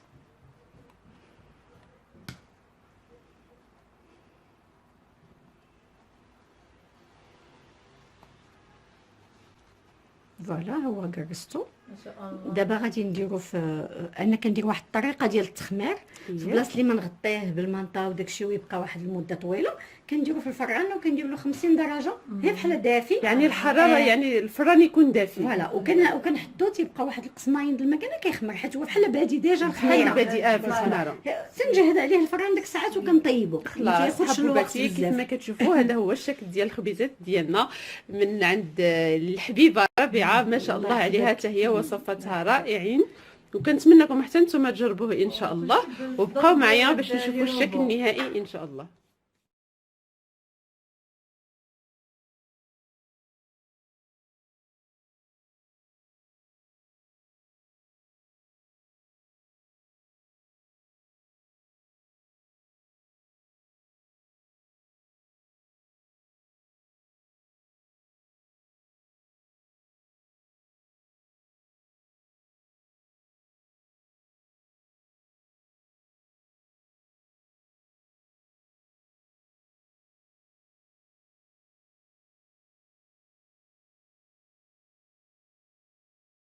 السلام عليكم، اش اخباركم؟ ان شاء الله اموركم طيبه، نتمنى لكم كل ما هو خير ان شاء الله، وسعدت بلقائي بكم تاني. وصفه اليوم من ايدي عطتني كل الحب كل الحنان، قدمت لي كل ما هو جميل. وصفه اليوم من يد رفيقه دربي وسندي من بعد الله، ماما حبيبه قلبي. اول حاجه نبداو بها هي الصلاه على الحبيب عليه افضل الصلاه والسلام. بالنسبه لهاد المكونات كيف ما تشوفوا اللي حضرت لنا ماما ماشيه تشارك معنا مبرومه باللوز والقرقاع والبندق. بالنسبه لهاد الوصفه تتجي لذيذه بزاف، وكيف ما تتعرفوا اي حاجه تتحضرها لنا الميمه الله يخلي لكم جميع ميماتكم ان شاء الله تكون ليها واحد اللذه خاصه. بالنسبه للمكونات اخذت 400 غرام ديال اللوز من بعد ما مسحاته مزيان وحمراته وطحناته، كذلك 200 غرام ديال الكركاع حتى هو من بعد ما تحمر وتقشر، يعني زونا له القشره شي شويش ماشي بزاف وطحناته. 200 غرام ديال البندق حتى هو كذلك من بعد ما حمراته طحناته، والكل غير تهرمش يعني ما نرجعوهمش بودره. وإلا كان عندكم حتى الاكاجو حتى هو يمكن لكم تضيفوه لهذا المزيج ديال اللوز والكركاع والبندق من بعد حتى هو ما تحمروه وطحنوه. كذلك غادي ناخذوا من 4 المعالق حتى ل 5 المعالق ديال السكر الاسمر. هاد الوصفه هذه تنفضلوا فيها السكر الاسمر لان تيعطي واحد التعليقه خطيره احسن من السكر سنيده. معلقه كبيره ديال القرفه بلديه. اما بالنسبه لهاد الخلطه اللي جمعها ماما وطحناها صراحه كانت تعطي فيها معلومات زوينه بزاف، ولكن كان واحد الصوت ديال الشارع اللي هو كان صوت مزعج. حاولت نزول الصوت ديال ماما ونزل صوتي، ولكن ان شاء الله عن قريب غادي نعملوا فيديو خاص بهاد الخلطات. اساسيات هاد الخلطه هذه فيها الكوزه، فيها النافع البستاني، فيها النافع الرقيق، فيها القرنفل، فيها قعقله، فيها بديانه. اما بالنسبه للكوزه يعني غير خفيفه ما تكثروش بزاف. من بعد ما كاين البعض اللي حمراته وطحنت الكل وصبح على هذا الشكل. كذلك عندنا هنايا معلقه كبيره ديال الروح ديال الزهر مقطر. عندنا البيستاج او الفستق اللي غادي يبقى حتى الاخير للتزيين. معلقه كبيره ديال السكر الفانيلا بنكهه ديال الزهر. صراحة ماما كانت تشرح يعني وشرحها بالتدقيق، ولكن للأسف هذاك الصوت المزعج ما خلانيش ننزل صوتها. هنايا عندنا كاس ديال الزيت مع 100 غرام ديال الزبدة أو الزبدة والزيت حسب الكمية اللي عندكم ديال الورقة ديال الفيلو. هنايا من بعد ما غادي ندوبهم ونخليهم حتى يبردوا تماما. عندنا العسل الحر، وهنايا الزهر بالعمري اللي غادي ناخذو منه غير 3 ديال المعالق كبار او 4 ديال المعالق كبار باش غادي نسخنوه مع العسل اللي غادي نسقيو به المبرومه في الاخير. بالنسبه للزهر بالعمري يعني انا خديت من 4 حتى ل 5 ديال المعالق، نتوما على حسب الكميه اللي عندكم ديال العسل او ديال الورقه ديال الفيلوش وشحال غادي تخرج لكم. احنا 2 باكيات خرجت لنا 20 حبه متوسطه ديال الحجم. اما كذلك بالنسبه للسكر الاسمر كل واحد وقياسه، حنايا خدينا من 4 حتى ل 5 لان ماما ما تتبغيش الحاجه حلوه بزاف، وانتم تقدروا تزيدوا حتى ل 6 ديال المعالق لانه هو ماشي حلو بزاف. هنايا عندنا ورقه ديال الفيلو خدينا منها 2 ديال الباكيات. بالمناسبة هذه أول مرة تكون معايا ماما في قناتي، وإن شاء الله غادي تبقى معايا دايما، لأن أي حاجة تكون حاضرة فيها الأم إلا تتكون خير وبركة. الله يخلي لكم والديكم ويحفظهم لكم إن شاء الله، وانتم ما عليكم غير تشجعونا. بالنسبه هنايا ضفنا على مزيج ديال اللوز والبندق والكركاع، ضفنا لهم معلقه كبيره ديال القرفه بلديه، معلقه كبيره ديال الخلطه اللي ذكرت ماما في الاول، 4 المعالق ديال السكر الاسمر، ومعلقه ديال الفاني معطر بالزهر. كذلك ضفت معلقه كبيره ديال روح الزهر، ماشي الزهر، روح الزهر مقطر.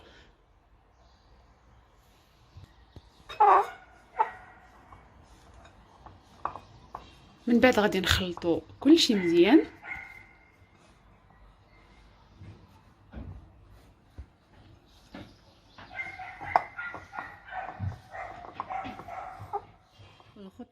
بالنسبه للزبده والزيت وضعناهم في كاسرول كيف ما تشوفوا على نار مهيله، غادي نخليوهم حتى يذوبوا.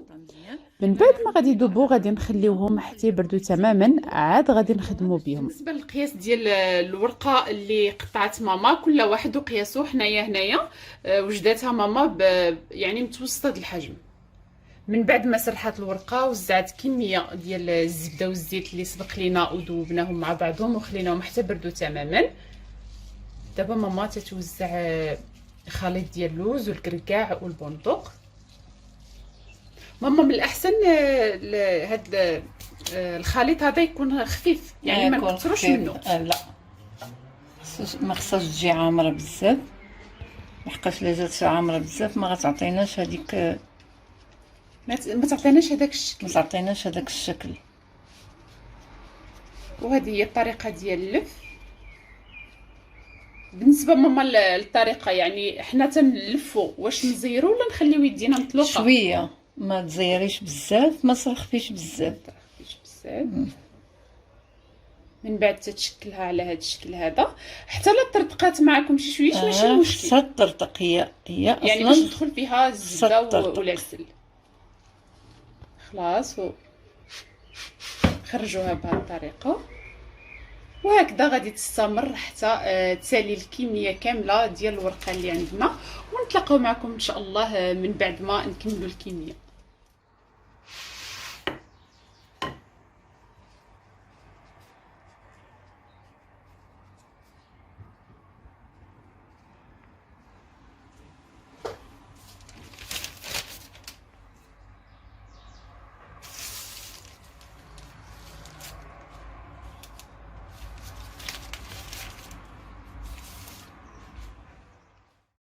كيف ما تشوفوا معايا خدينا العسل قبل ما ندخلوا المبرومه للفران، وضعناه في كاسرول وضفنا عليه الزهر بالعمري وعلى نار مهيله وايدنا ما تزولش من التحراك حتى تنسجم كل المكونات ونحطوه يبرد باش كيف نخرجوا المبرومه من الفران هي سخونه يكون العسل بارد ونسقيوها به.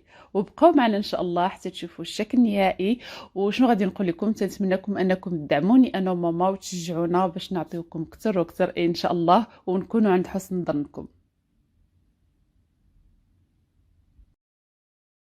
هذا هو الشكل ديالها من بعد ما كملت ماما الورقه كامله. هذا القياس هذا خدا لينا جوج ديال الباكيات ديال الورقه ديال الفيلو، خرجت لينا 20 حبه. واللي بغى مثلا الصينيه تكون عامره ياخذ 3 ديال الباكيات ديال الورقه ديال الفيلو. اما دابا غادي توزع عليها واحد الكميه ديال الزبده وشعلنا الفران على درجه حراره 180. زبده والزيت. الزبده والزيت اللي خدمنا اللي خدمتي بهم تصفم الماء ديالها. لحقاش الا بقى فيها الماء غادي تعجنها لينا صافي، وغادي تبقى هكا حتى تسالي الكميه اللي عندها، ونتلاقاو بالشكل النهائي ان شاء الله.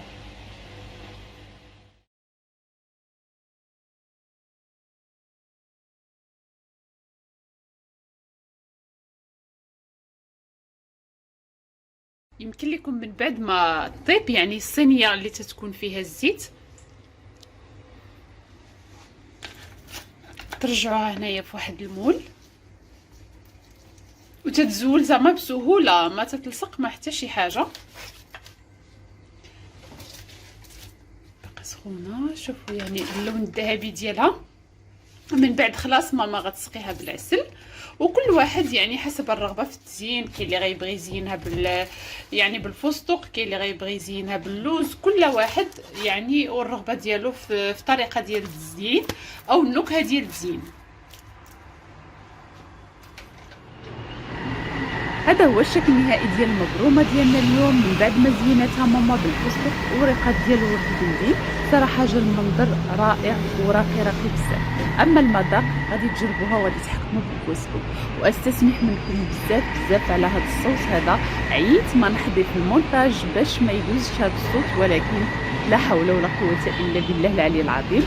وشنو غادي نقول لكم، الا عجبكم لا فيديو ما تنساوش تبارطاجيو مع الاهل والاصدقاء وتخليو لينا لي لايك انا وماما وتشجعونا ان شاء الله باش يوصلكم كل جديد. خلينا لكم الرحمه وراحه البال، ونتلاقاو معكم في وصفه جديده ان شاء الله.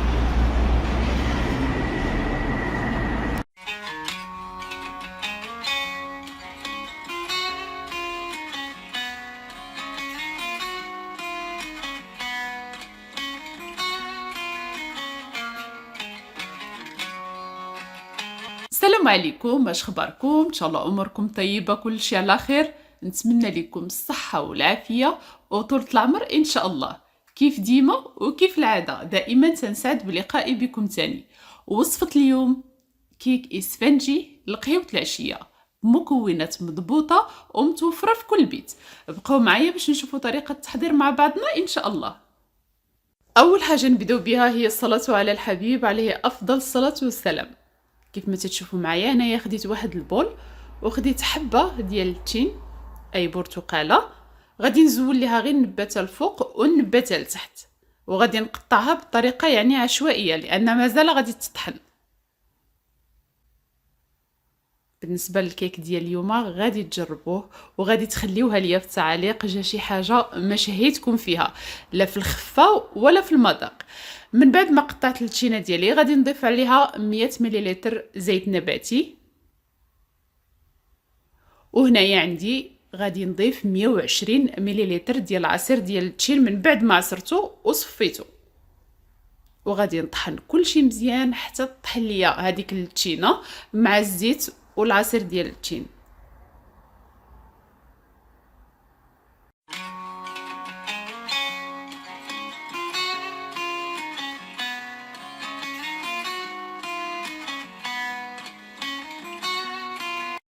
من بعد ما طحنت كلشي مزيان هذا هو الخليط اللي حصلت عليه. اما دابا غادي نضيف 3 البيضات تدريجيا. علاش تدريجيا؟ لان واحد النهار يعني ضفت البيض على الخليط مباشره، ولكن للاسف لقيت البيض خاسر، صدقت رميت كل شيء. لهذا نحاولوا ما امكن كل وحده نهرسوها ونتاكدوا انها البيض ما خامج ما حتى شي حاجه، عاد نضيفوه للخليط ديالنا. غادي نستمر على هذه الطريقه حتى نكمل البيض ديالي ونعاود نخلط كل شيء مزيان، وانتم معايا ان شاء الله تنكملوا الوصفه مع بعضنا. بالنسبه للسكر سنيده خديت 170 غرام، وإلا كنتو ما تتبغيوش الحلاوه بزاف يمكن لكم تاخذوا غير 150 غرام ديال السكر سنيده. وغادي نخلط كل شيء مزيان حتى يتجانس الكل مع بعضه. اما دابا غادي نضيف 300 غرام ديال دقيق ابيض نوعيه جيده مع 16 غرام خميره كيماويه اللي غادي ندوزها حتى هي في الصفايه باش ما تخليش ليا الحبيبات ديالها في الخليط. وغادي نخلط كل شيء بملعقه خشبيه غير على مهل، ما نخلطوش دغيا غير بالمهل. وفي الاخير غادي نضيف عصير حامضه صغيره باش الكيك ديالنا يجي طالع وخفيف. اما بالنسبه للفران سخنته على درجه حراره 170. من بعد ما صبح عندي خليط الكيك جاهز خديت مول ودهنته بالزبده ورشيته بكوكو اللي هو جوز الهند. بالنسبه للمول اي شكل متوفر عندكم في الدار تقدروا تخدموا به. هنايا غادي نكب الخليط كامل. من بعد غادي ندخلو الفران اللي شعلته على درجه حراره 170. غادي نطفي الفوق ونخلي غير لتحت شاعل حتى يتنفخ لينا الكيك ونشوفوا بان الجناب ديالو تحمروا، عاد نقدروا نشعلوا عليه الفوق باش يكمل الطياب وتحمر من الفوق. ونتمنى الوصفه ديال اليوم تنال اعجابكم ان شاء الله. خلاص من بعد ما شفنا الكيك ديالنا تنفخ والجناب ديالو تحمروا، غادي نشعلو دابا من الفوق باش يكمل الطياب ويتحمر لينا الوجه ديال الكيك ديالنا. وإلا كنتوا اول مره تشاهدوا القناه ديالي ما تبخلوش عليا بالاشتراك فضلا وليس امرا. اما دابا غادي ناخذ طبق التقديم اللي غادي نقدم فيه الكيكه مع قهوه العشيه. من بعد ما زولتها من المول غادي نخليها حتى تبرد مزيان، لان ما يمكنش انني نزينها بالسكر الثقيل وهي باقا سخونه. بيت ما بردات غادي نشارك معكم الشكل الثاني اللي كنت خدمت به نفس المكونات نفس الوصفه ولكن بواحد الطريقه اللي هي مختلفه. بقاو معايا. اما الشكل الثاني اللي غادي نشارك معكم نفس طريقه التحضير نفس المكونات نفس الخدمه اللي خدمت به الكيك الاول، غير هنايا الفرق بيناتهم هذا خدمته على شكل فطيره يعني بغيتها تجي رقيقه والاخر جا عالي. هنايا خديت واحد المول اللي هو كبر من هذاك حطيت فيه بابي كويسون وغادي نكب الخليط ديالي. بطبيعه الحال نفس العمليه تتكرر. هنايا غادي نرصي هذاك بابي كويسون باش يجيني مشنف من الجناب، وغادي ندخلها حتى هي على درجه حراره 170. غادي نطفي الفوق ونخلي غير لتحت شاعل. كيف نشوفها طلعت والجناب ديالها بداو يتحمروا عاد غادي نشعل عليها الفوق وهانتوما معايا ان شاء الله. من بعد ما برد الكيك مزيان كيف ما تشوفوا غادي نزينو غير بالسكر الثقيل، واللي ما بغاش السكر الثقيل يمكن ليه يعوضو بالكريمه ديال التشين يصوبها. انا هنايا فضلت انني نكتفي غير بالسكر الثقيل وحبيبات ديال الباديان مع قهوه العشيه، حاجه خفيفه ظريفه. هنايا واحد المورسو من الكيك بغيت نوريكم غير العلو ديالو. اما بالنسبه للمذاق نتوما اللي غادي تجربوا وغادي تحكموا وتخليوها ليا في التعليق. وإلا كنتم من عشاق الكيك لقهوه العشيه خليوها لي في التعليق باش نشارك معكم ان شاء الله كل ما هو جديد، كل ما هو سهل، كل ما هو في متناول الجميع. هنايا غادي نقطعها قدامكم باش غادي تشوفوا شحال جات خفيفه ولذيذه. تنركز على اللذه لان التين نعطيها واحد اللذه اللي هي زوينه بزاف مع كويس ديال القهوه وبالصحه والراحه.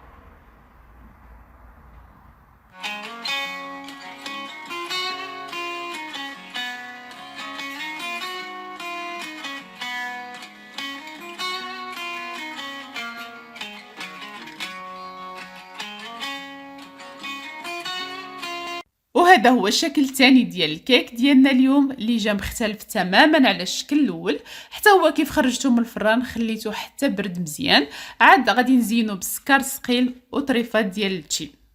اما دابا وصلنا للنهايه ديال الفيديو ديال اليوم، نتمنى يكون نال اعجابكم. وإلا نال اعجابكم ما تنسوش تبارطاجيو مع احبابكم وصحابكم وحتى الناس اللي عزيز عليكم، علاش لا. وإلا بغيتو تعرفوا على وصفاتي اكثر واكثر يشرفني انكم تشرفوني على صفحتي على الانستغرام شمس كويزين. اما دابا خليت لكم الراحه وراحه البال، ونتلاقاو فيديو جديد ووصفه جديده ان شاء الله. وما تنسوش تجربوا وصفاتي.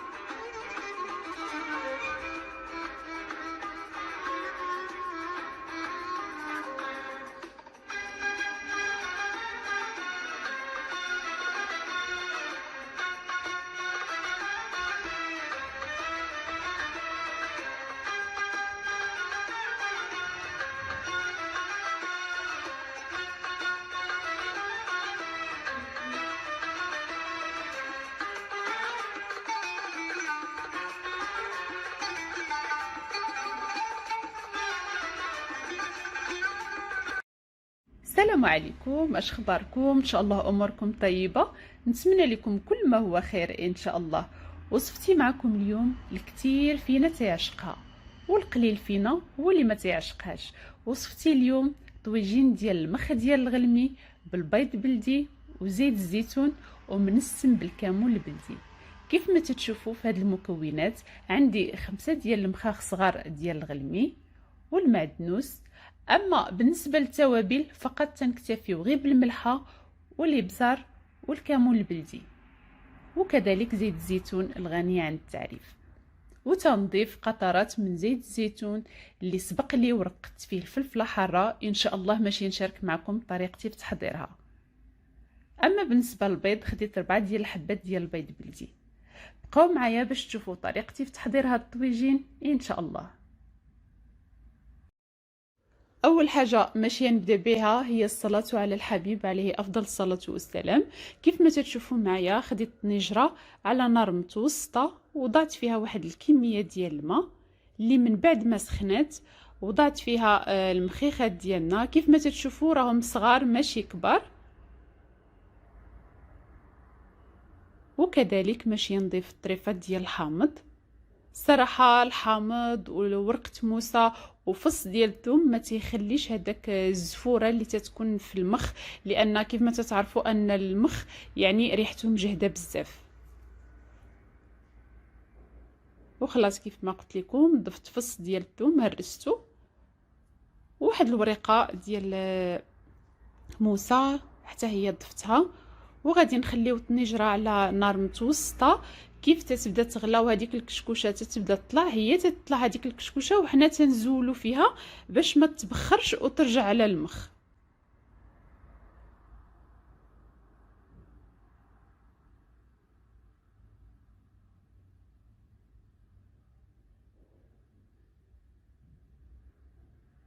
من الاحسن اللي بغى يحضر طويجين يكون بالمخ ديال الغلمي ماشي البقري.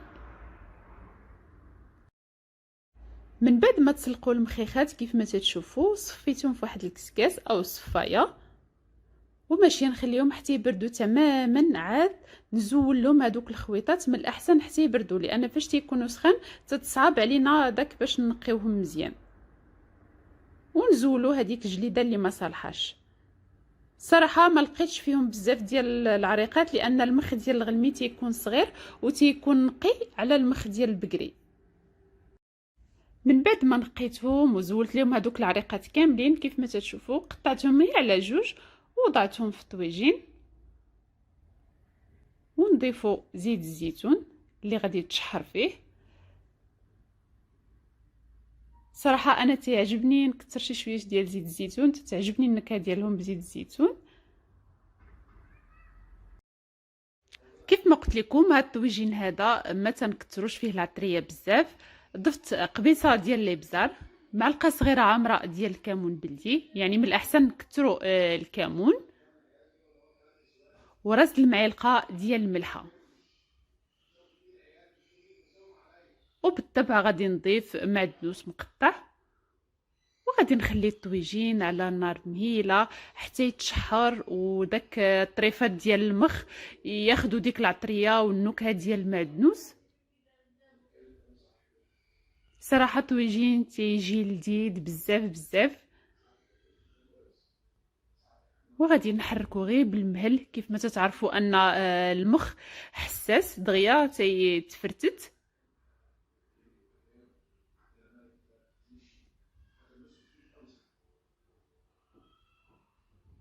وكيف ما قلت لكم غير على نار مهيله باش ما يحرقش لينا الطويجين. وهانتوما معايا الطويجين ديالنا بدا تيتشحر كيف ما تتشوفوا، وما شاء الله الريحه طالعه غزاله ما شهيتكم فيه.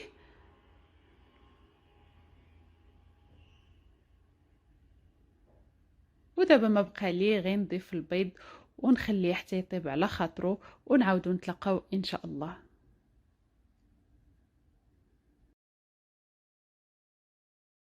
من بعد ما طاب البيض ديالنا كيف ما تشوفوا ضفت له رشه خفيفه من الكمون، هي باش نقاد البنه، واخا البنه كاينه من الاول ما شاء الله.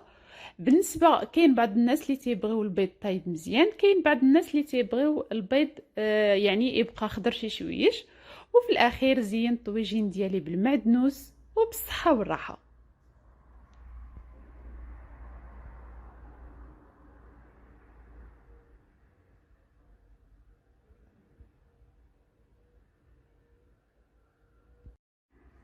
هذا هو الشكل ديال الطويجين ديالنا اليوم. كيف ما تشوفوا طويجين خفيف ظريف، والاهم انه لذيذ وما تزيد اللذه ديالو غير بزويته مغربيه حره. لا خطينا خير بلادنا. ولا عجبكم لا فيديو ما تنسوش تبارطاجيوه مع الاهل والاصدقاء، وتخليوا لي لايك وتفعلوا الجرس باش يوصلكم كل جديد، فضلا وليس امرا، باش عائله شمس كويزين تكبر. خليت لكم الراحه وراحه البال، ونتلاقاو فيديو جديد ان شاء الله.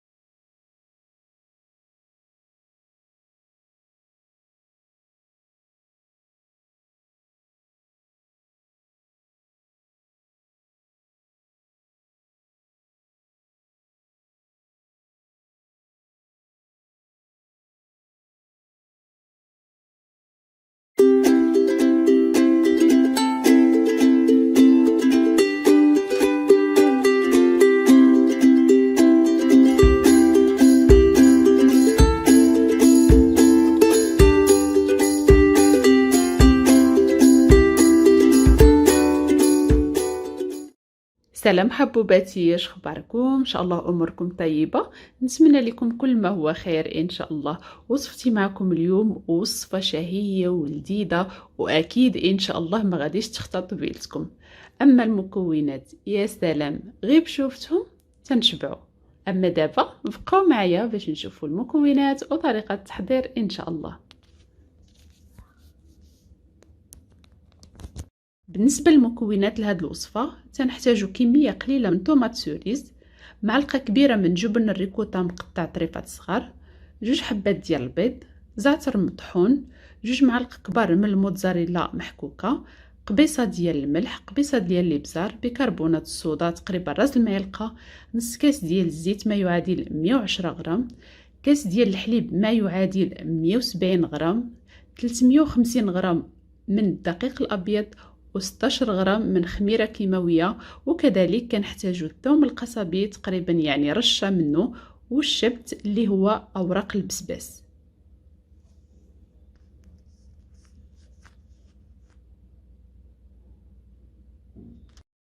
أول حاجة نبدو بها هي بسم الله والصلاة والسلام على رسول الله.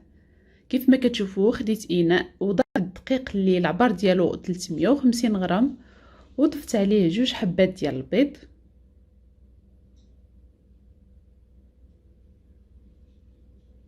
كذلك غادي نضيف كاس ديال الحليب ما يعادل 170 غرام، يعني كاس ديال العنبه ما عمرش،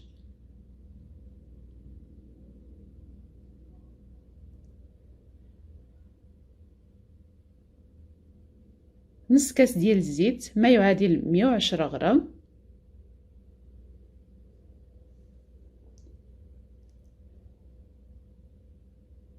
وغادي نخلطو. يعني هاد الوصفه هذه كنحتاجو فيها غير سباتول او ملعقه خشبيه بدون طراب كهربائي.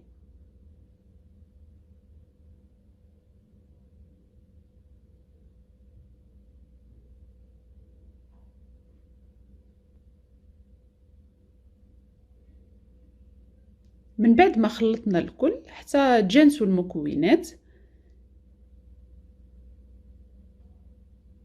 يعني نحاولوا نخلطوه حتى ما يبقاوش هذوك الحبيبات ديال الدقيق كيبانوا. من بعد غادي نضيف 2 معالق كبار ديال الموتزاريلا اللي حكيناها،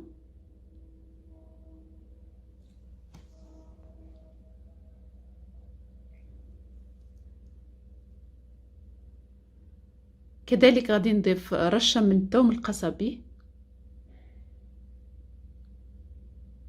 ورشه من الشبت اللي هو اوراق ديال البسباس يعني مجفين، وكذلك كيف ما قلت غادي نضيفو الثوم القصبي كذلك رشه خفيفه منه. الصراحه كيعطيو واحد النكهه غزاله، ان شاء الله كنتمنىكم تجربوها وتشوفوا يعني غير ريحتها ما شاء الله تكفي. كيف ما كتشوفوا كذلك ضفت قبيصه ديال الملح مع قبيصه ديال الابزار مع راس المعلقه ديال بيكربونات الصودا، راس ديال المعلقه ديال الزعتر مطحون، وغادي نخلط كل شيء.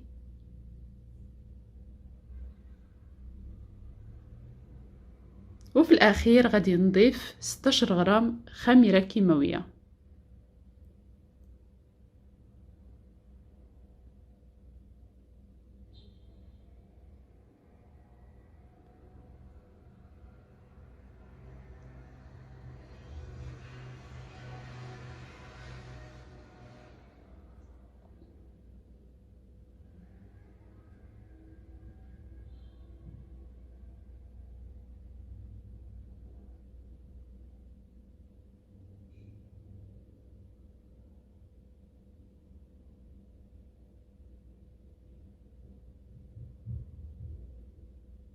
يعني دائما نجمعوا الجوانب.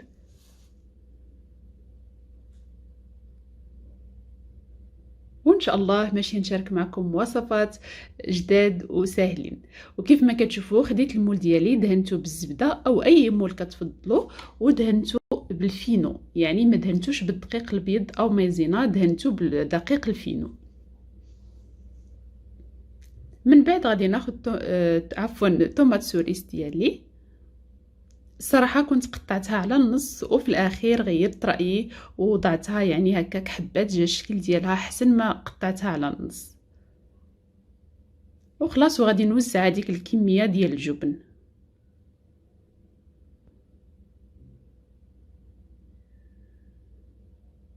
هذا هو الشكل ديال الكيك من بعد ما وزعت كميه ديال الطوماط سوريس والجبن وكذلك رشه خفيفه من الشبت. ما بقى لي دابا غير نسخن الفران على درجه حراره 190. وكيف ندخل الكيك نخليه غير على درجه حراره 180 ومده ديال الطهي من 35 دقيقه حتى 40 دقيقه. هذا هو الشكل ديال الكيك ديالنا بعد ما طاب. اما الريحه يا سلام كتشهي. وبالنسبه حتى للوليدات اللي ما كياكلوش مطيشه او الجبن، هذه فرصه فين ياكلوهم في هذا الكيك ان شاء الله. والله يحفظ لكل واحد ما عز عنده يا ربي يا كريم.